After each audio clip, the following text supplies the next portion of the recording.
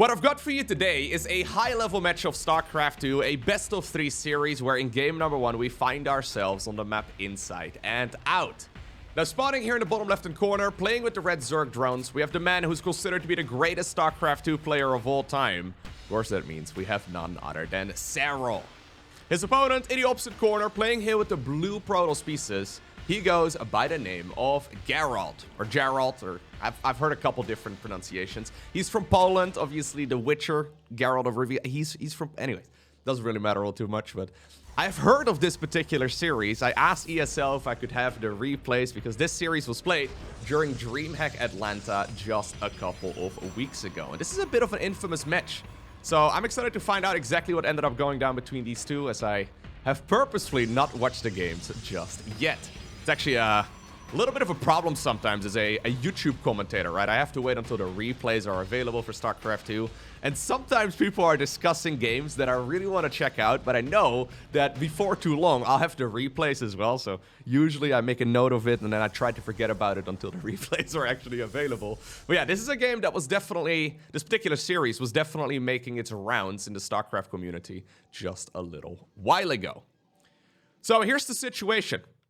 Serral is, without a shadow of a doubt, the best versus Protoss player in the world. So his Zerg versus Protoss is insanely good. I just looked at the statistics.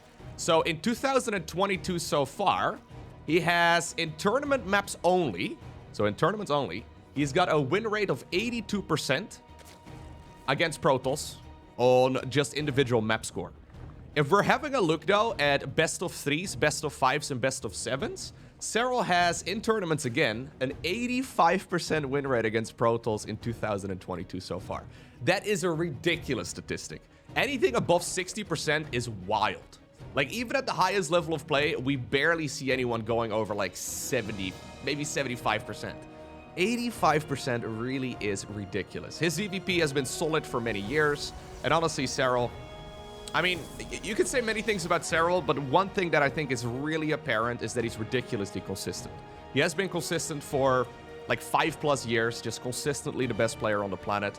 And while for a while there was a little bit of discussion on whether or not he was the greatest player in the world, or maybe it should be Maru, or maybe even Rogue, or whatever, I think he's really secured that spot very nicely over the last 12 months. Especially, of course, winning IEM Katowice at the beginning of 2022.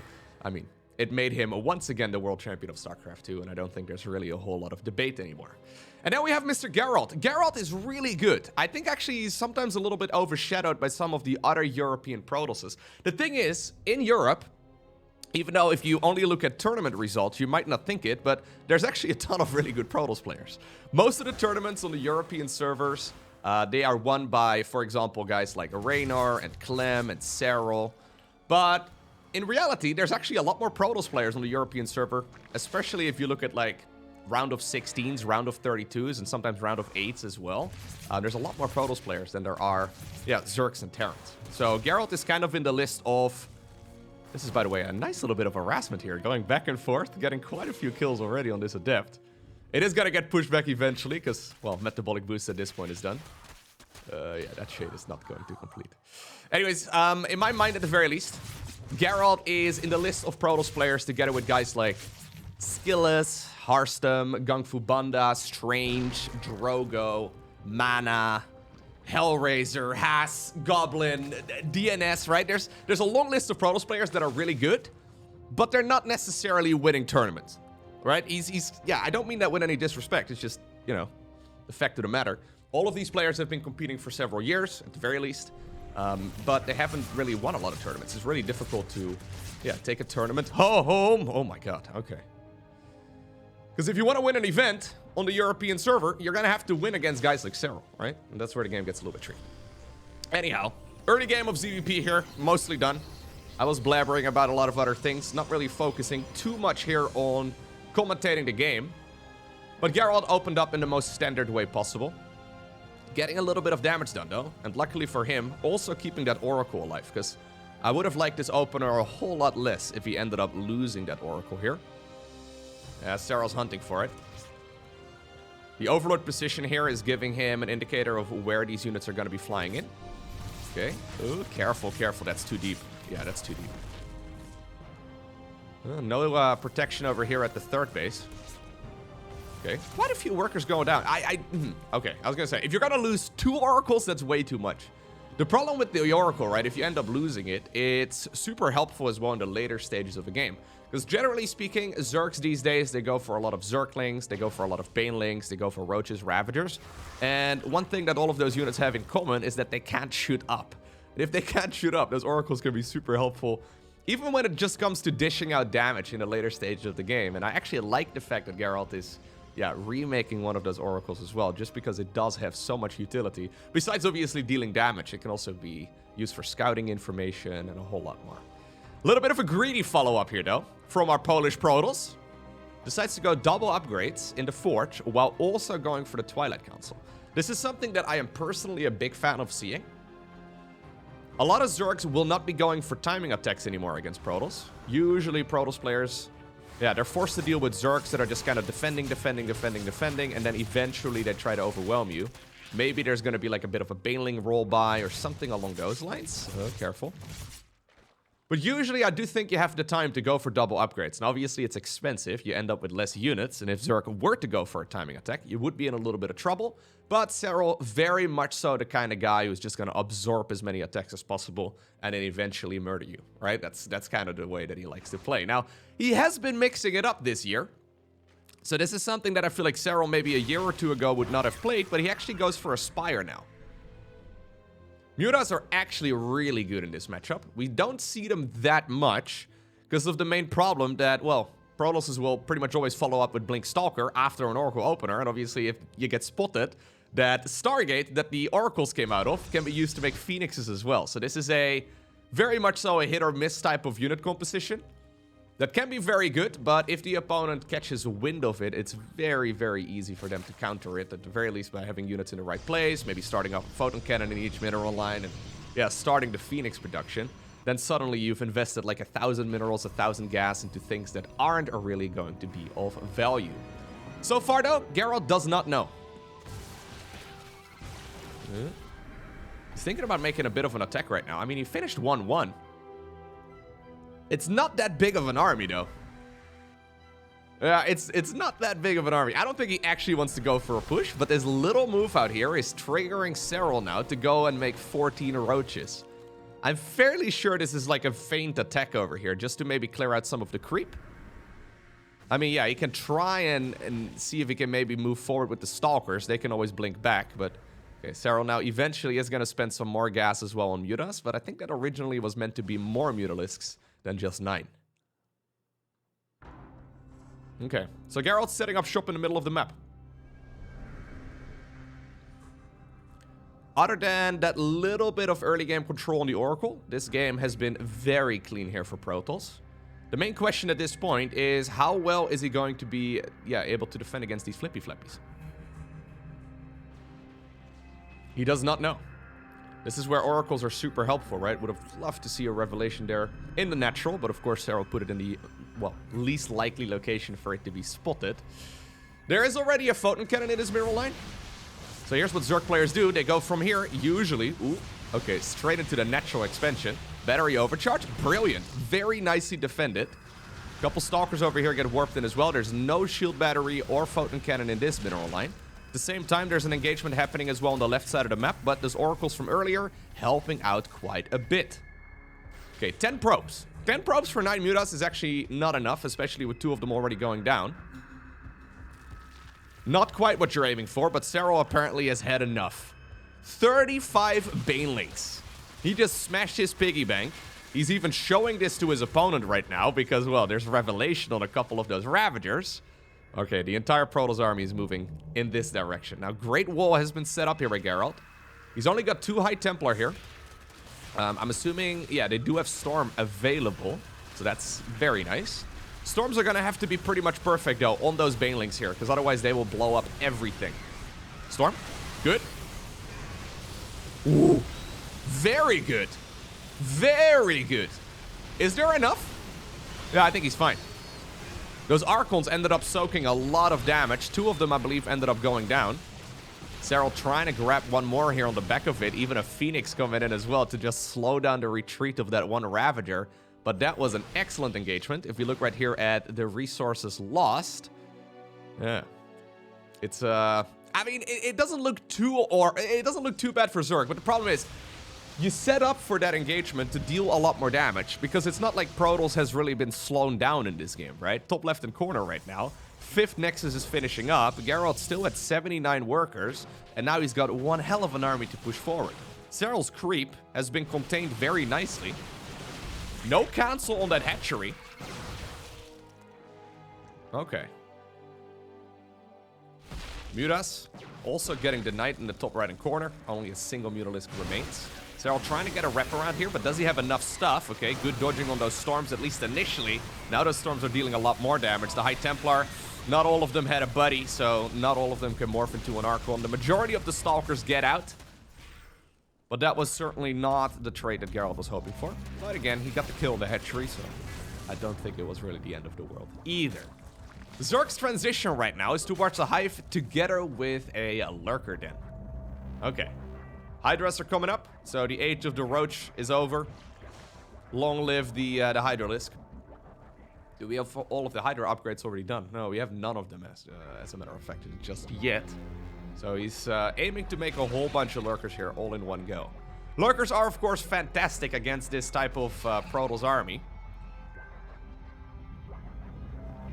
+3 gets delayed here a little bit with the contamination skill. That is a thing on the Overseer. Not very commonly played, not very commonly used, but definitely something that has a lot of potential. Battery overcharge here, targeted as well. These Zerglings get the knight. I really like the SimCity that Gerald has been making so far in this game, right? Yeah, just constantly creating full wall-ups. Especially against a Zerg player that wants to go and roll by with a bunch of Banelings. This makes it a whole lot more expensive. I mean, you could come in from that angle and then maybe choose to go that way instead, but the most likely attack paths for those Banelings are, yeah, mostly covered here. Okay. Lurkers at this point are spotted. Careful now. Ooh, okay. Thought for a second he was gonna dive deep. Even just 5 lurkers can do a lot of damage if you don't have any reliable detection. Okay. Well, he decides to uproot a couple of those units. They're not fully upgraded yet, those lurkers, that is.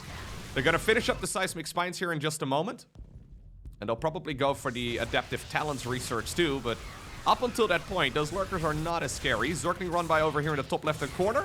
Also, the knight. Yeah. A couple of zealots will be able to take care of that. Excellent play here so far by Gerald, who's now setting up his Tempest transition. So he's got the fleet beacon. He's got 5 base economy. He could probably afford another Stargate if he wants to. Instead, he decides to smash his piggy bank right now as well for a mama ship. One accidental swarm host coming up here for Serral because of the queen inject method that these guys use. Okay, that's that retreating storm. My God, yeah, a lot of damage being done. Gerald can probably trade out a little bit of supply here from time to time because he needs to make sure he can continuously make Stargate units. But so far, the first 2 Tempests are out. You should be a-okay. Oracles, okay, well, singular Oracle still available, providing revelation for these units to be spotted. And now the Tempests are up in the air. They're starting to gun down whatever they can over here at the front of this Protoss base as well. In the meantime, though, Serral moving on over towards the top left-hand corner. That wall is being used against a Protoss player right now, but it's still slowing down this army. It's going to be difficult, though, to keep that base alive, right? With those lurkers in play. And these Zerglings also do a lot of damage now with the Adrenal Glands. Nice, a little bit of shuffling there by Serral on that Hydralisk, trying to keep that alive. Okay. Only 2 probes have gone down so far, though. This is not worth it yet. Now the Tempests have shown up in this location, too. Revelation, once again, already on those lurkers. I think that's what the Tempest probably should be knocking down. Only 3 probes. In the meantime, though, lurkers also have marched through the center of the map. This is in the natural of the Protoss player, right at the bottom of the ramp. Do we even have a robo facility at this point? We do not, right? I'm not missing it? No, I don't think I'm missing it. So he does not actually have proper detection for those lurkers, but as long as there's an Oracle up in the air, the Revelation skill can at the very least temporarily reveal the location of those lurkers. Nexus goes down, but yeah, a handful of workers only. Not the biggest of deals. And now Gerald is preparing for the ultimate Protoss late game army. We're getting to the point where, yeah, this Protoss player is becoming a bulldozer, right? We've seen that type of game many times before where, well, we're not quite there yet. But we've seen that type of game many times before where Protoss has a lot of stuff and then just march through the center of the map. Serral is, of course, fantastic when it comes to that late game unit control. We see him do that time and time again, but usually the games are played a little bit differently. When we're talking about mass skytles, normally Zerg will have more workers available than they have right now, and then at some point they'll spend like literally 50 of their drones to making spore crawlers. And that's not the type of game that we're playing here. Serral is just going for the heavy harassment style. Okay, still using the contamination. Look at that look at the overseer as well, looking all proud. Very excited about the fact that it slowed down that one carrier. Anyways, Corruptor's going across. Yeah, so Serral's playing the full-on harassment game. Still, there's a 10-worker lead here for the Protoss player. It's pretty wild. He's actually just gonna wait. Okay, I thought he was gonna wait until the units pop, but no, he's gonna try and target fire down those production structures instead. Beautiful little move here by Serral. He's getting denied over here in the top left-hand corner, it seems, but these Corruptors? That was a sexy little Corruptor split there. Denying that by using those abilities of the Corruptors. Anyways, this is expensive. Yeah, Lurkers are by no means cheap units. Zerglings are cheap, but they are constantly denied. Love to see an overcharge here. It's actually not available. Protoss army instead decided to retreat back home. One Zealot has been left behind to the left side of the map to try and take care of that hatchery. But Gerald is playing an excellent game so far. Triple Stargate, okay, on the back of this. He's going +2 flyer attacks. So despite the fact that he's been denied once already, he is going to continuously research anyways. Stargates are 150 gas, 150 minerals each. So, you know, there were losses there, but not super significant. Okay. If you look at the resources lost up to this point, pretty much even, right? I mean, that's pretty much always a good situation to be in here as a Zerg. At least historically speaking, that's a good situation to be in as a Zerg, but...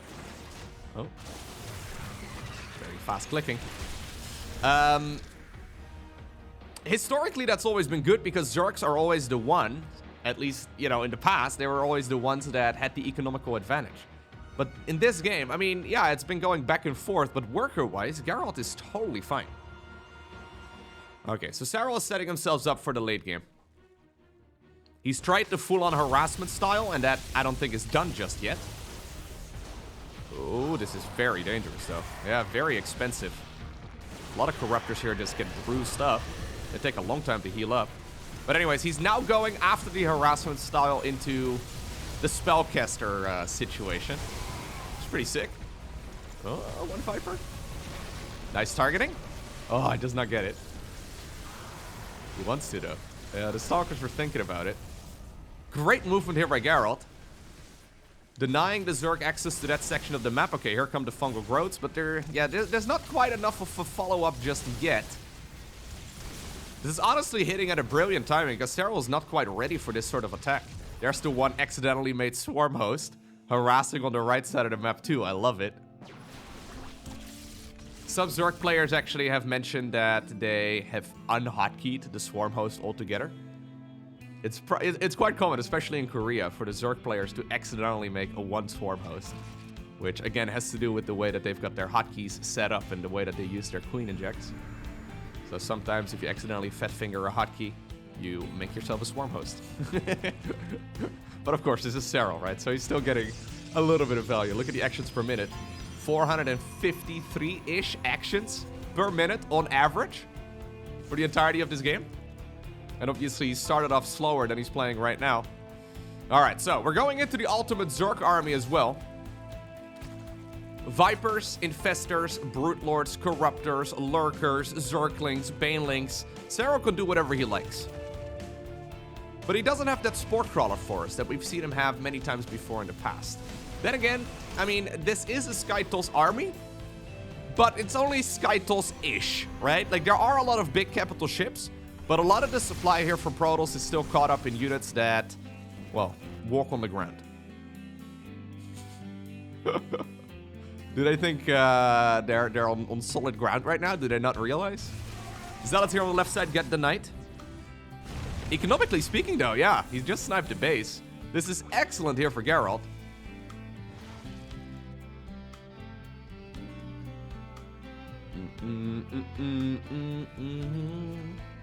Yeah, very good.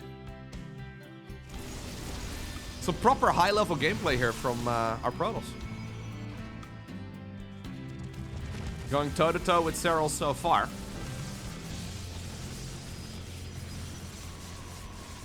It's going to take a long time for those lurkers to get rid of all of these structures, but at the very least, it's putting on a little bit of pressure.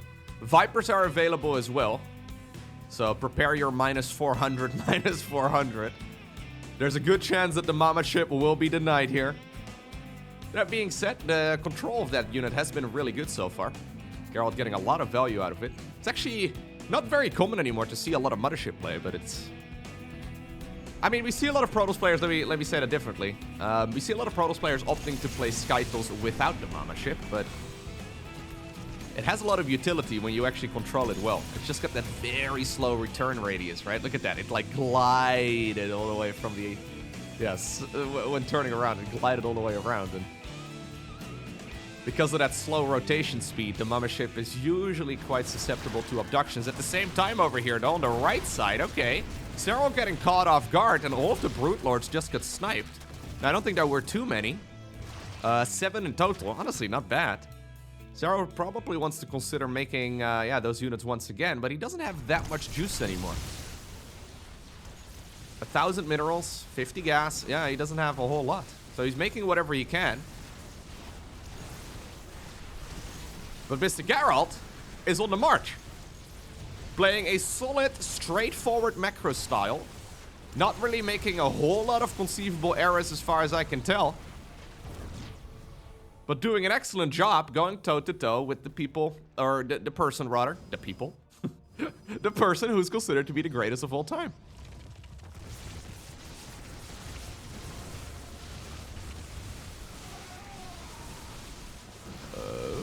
Careful now. Yeah. He's splitting up the units, so at the very least, like, those lurkers are not optimized when it comes to dealing damage. But I think we probably need to see what this army is planning on doing. Okay, no, instead he decides to go home.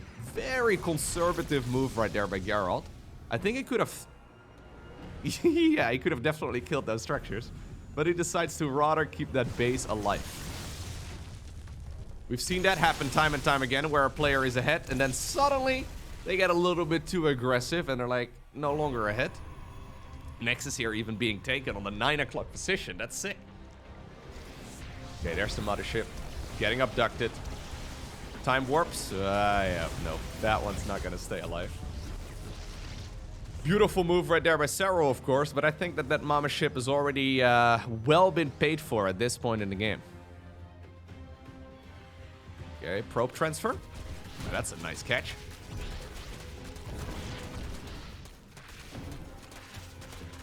Okay. To be fair, Gerald was still sitting at 80 plus workers. I think you probably want to sit at about 60 right now. Totally okay to get rid of some of those units. Oh, a couple of Vipers get caught for free. I have caught Serral making more mistakes than Gerald in this game so far. There's obviously a lot of action as well on the screen that I missed, but beautiful. Okay, a little bit late right there on the High Templar pullback, but there's still so many units available. There it is. GG is called. And Gerald wins game number 1. Okay. Our second map is Data C. Standard opener here from Serral. He decided to go for a hatch into a gas geyser and then eventually into a spawning pool as well. Whereas in the meantime, on the other side of the map, 20 supply Nexus, I believe. 20 supply Cybercore as well. No probe scout. Yeah, Gerald completely blind at this point in the game. That is a little bit dangerous. Because obviously there's always a chance that Zerg is going to go for an early pool. But then again, when's the last time you've seen Serral go for a 12 pool or a 13-12 or whatever in this particular matchup? He doesn't really play it out all too frequently. So Gerald may be taking a very small chance, but I think it should work out. I think it will be okay. Okay. Cybercore is done. And he decides to go for a Twilight Council. Okay. So he had the resources for a Stargate, if I'm not mistaken. But he decided to go for a Twilight Council instead. Interesting. So Stargate is probably 9 times out of 10 the go-to option for Protoss players against Zerg when they want to play a macro game. This very much so puts pressure on the Protoss player to deal economical damage on the other side of the map. Because if you go for the Twilight Council, yeah, you're like much delayed, right? If you want to go, for example, for a third base, you can do so right now if you really want to, but it's going to be difficult to pull off. He decides to go straight into a Robo Facility 2. No research yet on the Twilight Council. No, I don't think it's going to be Glaives. It's definitely not going to be Blink, so probably Dark Templar then, right? It's the only thing that really makes sense. Yeah, there it is. Okay. So, a couple of days ago, I casted a game between Strange and Rainer. If you haven't seen that one yet, I'll go ahead and post a link to it down below in the description of this video.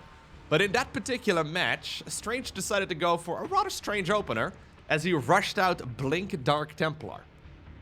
Now, this is by no means the fastest possible Dark Shrine. I mean, it's a standardly timed one, I suppose, but it's gonna be forever until the Dark Templar have their Blink research, if that's what he decides to go for. Anyways, Robo Facility, Corona boosting out a Prism. He's gonna be able to start warping in those units on the other side of the map pretty quickly. Okay, Serral at this point does not have any detection yet. He decided to skip Spore Crawlers because he hasn't seen an Oracle, so I guess he's like, okay, I don't need it. Could be a little bit dangerous, and obviously Serral plays very robotically, so usually I do think he'll still be able to get detection out in time. He'll probably cut it as close as possible, though. Yeah, so Spore Crawlers are going up right now. These Spores would be way too late against an Oracle opener. But Serral, I think, by seeing the Prism move out, he probably knows roughly what he's going up against. And now he's going to get the confirmation. Well, I mean, he sees something. Brilliant timing here, though, by the finisher. Yeah. Flawless. Flawless defense here. Obviously, if you keep that drone around for as long as possible, you, mine just a little bit more. So that's, like, if you make that Spore Crawler 20 seconds sooner, you could have probably had it mining, right? That one drone that you have to spend for it for another 20 seconds as well. So it adds up to probably about 50 minerals or so if you actually delay these spores like Serral did. Again, not a huge difference, but a difference nonetheless. Okay, so one more Dark Templar got morphed in. And because of that, you can go for 2 Archons. I'm a big fan of this opener, but straight into a Robo Bay at home as well as Blink. Now here's the third Nexus. The third Nexus is much later than we normally see it with a Stargate opener. And so far, Gerald has not really done any damage.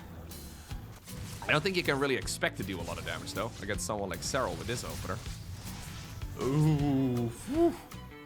Losing a Prism here with 2 Archons in it would essentially be GG.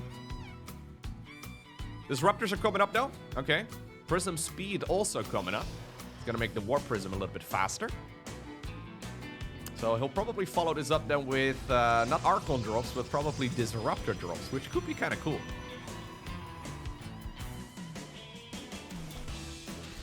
Nope. Zergling Sandwich over there. Overlord gets denied as well. I think we're going to load the Disruptors into the Prism, aren't we? Yeah, he probably wants to wait until the second one is out. And then try to get that unit across the map, deal as much damage as possible. Serral once more, by the way, opting to go for a Spire. Very cool. Bailing Nest also coming up. And here's that Sim City that we saw in the previous game too. Gerald's actually adding on a lot of gateways here. Okay, he's gonna add on even more. So, yeah, that is gonna be a grand total of 9 gateways. I don't think you can make 9 gateways and then do absolutely nothing with it. Because, you know, you could go for 6 gateways and another Nexus instead. Serral at this point has not seen them. Okay, is that a fake probe move? I would love to see a fake probe move with that. Anyways, 2 Disruptors are inside of that Prism right now. Let's see. Oh, Serral not expecting that. Okay, nice little bit of harassment. 8 drones ended up going down. He did pull pretty quickly, but he probably expected that to be another Archon drop. Cute little move, but he needs to get out of there because the Spire at this point is done. Okay. 6 Mutas coming up. He'll probably make like 2 more. Oh no, he decides to go for Ravagers. Yeah, this is a pretty scary Protoss army. +1 is just about to finish up, and obviously there's 9 gateways. 10 gateways even. Can I not do math? Counting is hard, okay. Give me a break. These Mutas have to get across the map, but this 4th base is in a lot of trouble. Disruptor should be able to zone quite well. Okay, good biles there. Okay, 1 Ravager gets sacrificed. The Mutas are flippy-flapping towards the other side of the map, so that's nice. Good picking up. Very good control here, honestly, by Mr. Gerald. If you would have covered up the names, I probably wouldn't have guessed Gerald. I probably would have gone with, like, a Max Pax. Or a Showtime, or something like that. Excellent movement. Excellent control. Now the Dark Templar are going into the base. Here's that 4th hatchery. Serral once again out-microed here. Dark Templar in the main trying to be as annoying as possible. Spore Crawler nowhere to be seen anymore, so either it got moved or it just got sniped by the DTs, which I believe is more likely. Stalkers aggressively blink into the Zerglings. Maybe not ideal, and actually he's now decided to snipe down the spy, or the Lair Rodder. Lair is gonna go down. Big moves here by the Polish Protoss player. Taking a bit of a chance, sniping Mutas as well. In the meantime, though, the Roach Bull here is still trying to get damage done against the Protoss units. He's gonna have to try and get on out of there. Getting the Lair was nice, but also a little bit risky. If he wouldn't have gotten that Lair, this fight would have been hard to justify. And I'm still not 100% convinced that it was really that great. But in the meantime, though, yeah, Serral did deal a bunch of damage on the other side of the map with those Mutalisks. He's actually gonna double down on the Mutas. That's kind of funny. Normally we see like 1 wave of them. I think the charge upgrade is a little late, but obviously in the heat of battle, it can be easy to forget. Or as we saw in yesterday's game, you can make like 80, or 2 days ago actually, you can make like 80 zealots, yeah, just never get the charge upgrade, even in a high-level match, huh? Not ideal. Not ideal. Mutas over here. Yep, miscontrolled. 2 of them get sniped. Gerald moving forward once again. Oh, okay. Only a couple units there get nipped in the butt. Mutas over here, denied as well. Dark Templar back in the main base. Gerald's everywhere, and he seems to be outmaneuvering Serral in every position. GG is cold. And this is what I heard a couple of weeks ago. Gerald managed to 2-0 Serral. Now, initially, I assumed it would have been a cheesy series. But to my surprise, Gerald played solid, straightforward macro games, 2 in a row, and he simply was better than Serral on that particular day.